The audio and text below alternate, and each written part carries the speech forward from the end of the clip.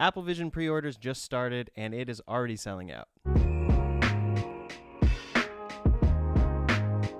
Pre-orders for the Apple Vision started at 5 a.m. PST, and I got in there right away and did the face scan. Did you do it? Yeah, I ordered one. It was funny doing the face scan, and I was a little scared, but I was able to order one, no problem, and it says February 2nd delivery. Yeah, I was expecting more resistance. I was, sitting up there reloading the app at, 48, 49, and right at like 5:01, it was ready to go. So yeah, it seemed pretty easy, and I'm sure they have a decent backlog. And then also, this isn't going to be as in demand as other products in the past since it's $3,500. Yeah.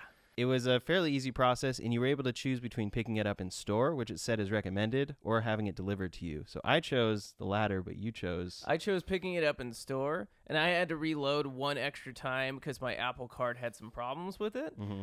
Just that one order knocked me down several hours in my pickup process. So I'm picking it up at my local Apple store. They give you a demo, I believe, with the process. Mm-hmm. So we'll see how that all goes.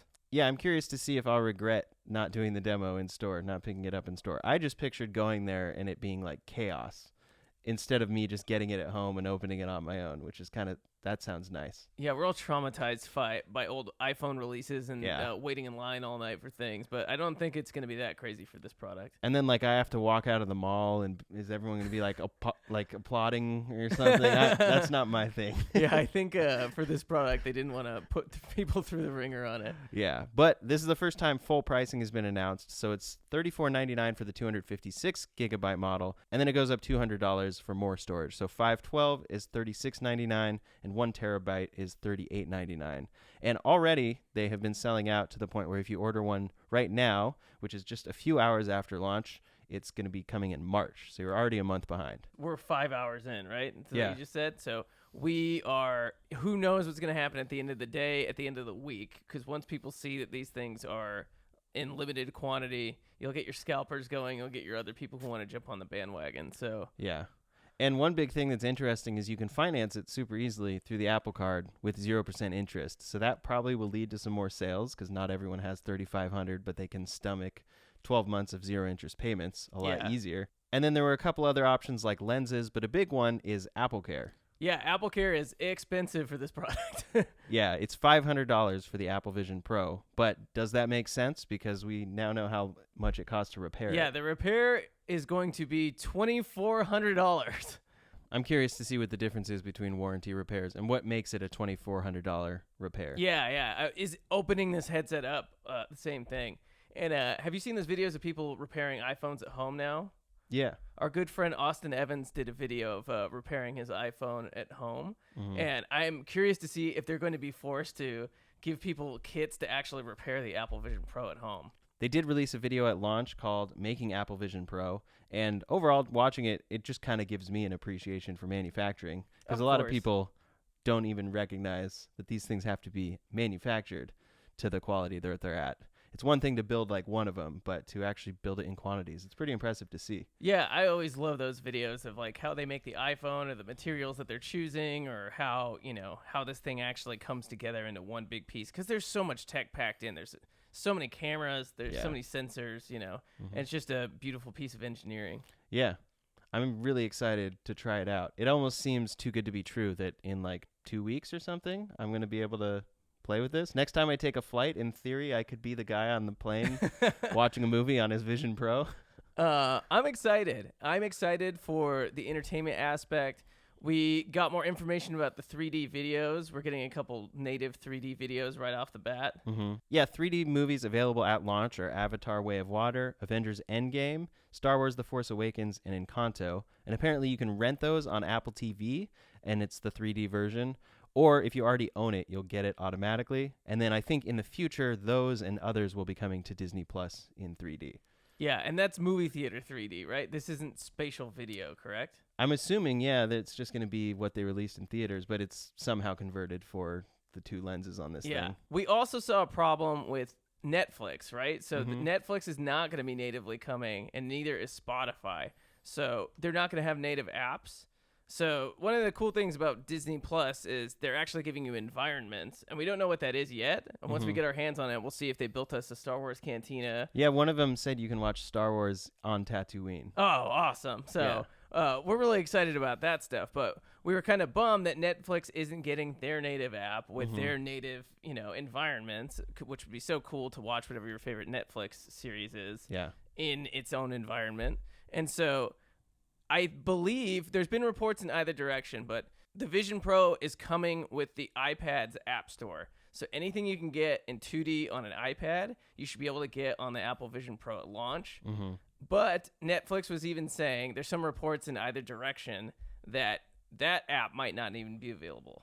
Yeah, it said you would have to watch it through a browser or something. Yeah, so it might be, at launch that a browser is the only thing you can use to watch Netflix, which isn't that annoying. As long as you can full screen it, it shouldn't be. Yeah, because pretty much every other service is going to be available at launch, and I'm not sure entirely what that means. If it means it's an app built for the Vision Pro from all of these companies, including like ESPN, MLB, Amazon Prime, Paramount Plus, Peacock, and many more, or is it going to be the iPad app is available? Yeah, it's probably the iPad app, right? Yeah. I don't think all these companies are building it yet. It's such a new thing. It needs to be adopted by more people, and they need to see that this thing actually sold before they're going to invest a lot of time and energy into making their native apps.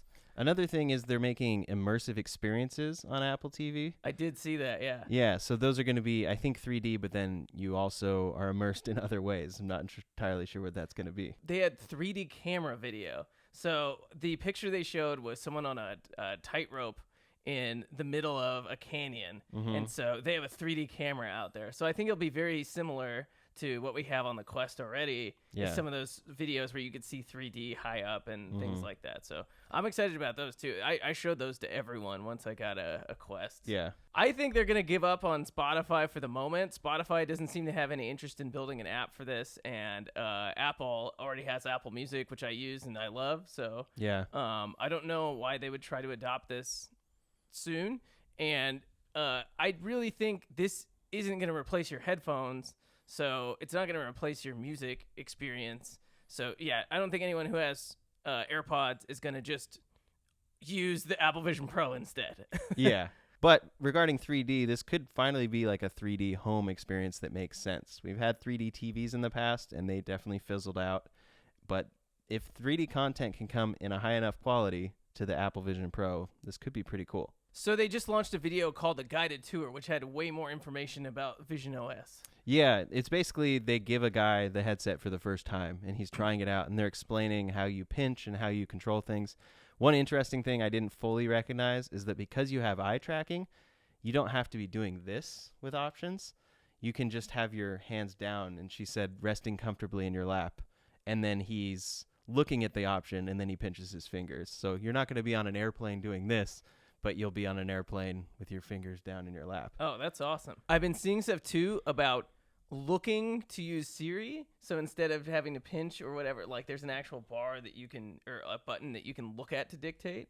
And so instead of using your hands for anything, say you're putting a web address into a search bar, you look at Siri in the corner like the button you'd press on your iPhone. Yeah. And then you can dictate without doing any gestures. Yeah, and I'm sure they've done tons of research on this, and it's going to be cool at launch, but then they'll improve it massively once they're getting data from people and seeing the things people are getting held up on. Yeah, you really have to let a product out into the wild before you see how it handles with real people. It's something to have it in your own community or just have like influencers use it. But when it gets out in the wild, you'll see all the, obvious things that you might have overlooked. So the thing that seems to be lacking, at least in the short term, is gaming. Definitely. We are getting iPad OS's Apple Arcade library of games.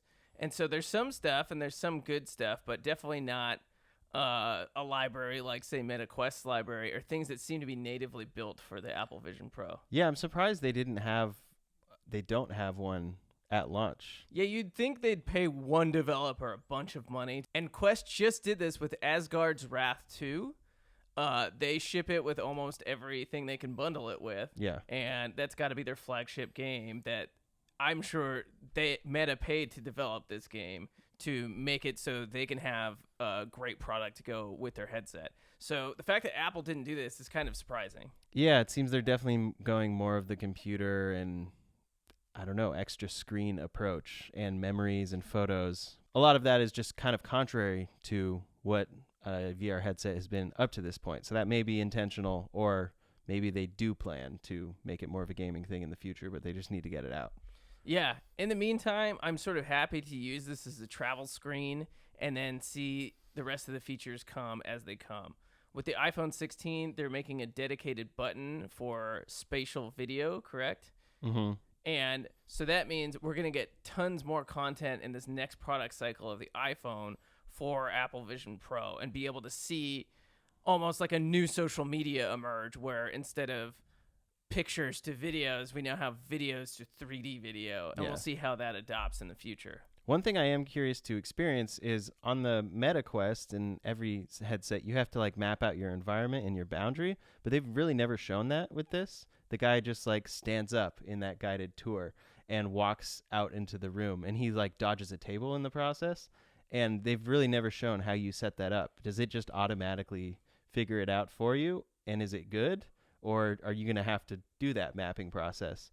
Interesting. That is true. We haven't seen that set up yet. We do that in the Quest every single time you open it up to play a game, unless you're in stationary mode. Maybe this is stationary mode, but they did show in the demos things appearing in space automatically. So if a person shows up in your space, it'll get rid of your environment in that space and show the person. Yeah. But yeah, I don't know how they expect people to be moving around and using this at the same time. Mm-hmm.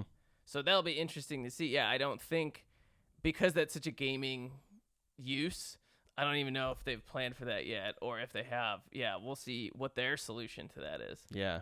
But here, let me try to order one right now and see if it's already further than March. Wait, hold on. I have to get the...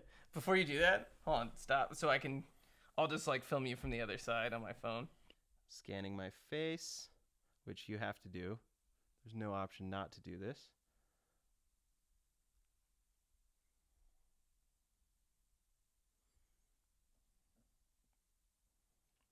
Looking good. And then you also have to answer questions about the Zeiss lenses.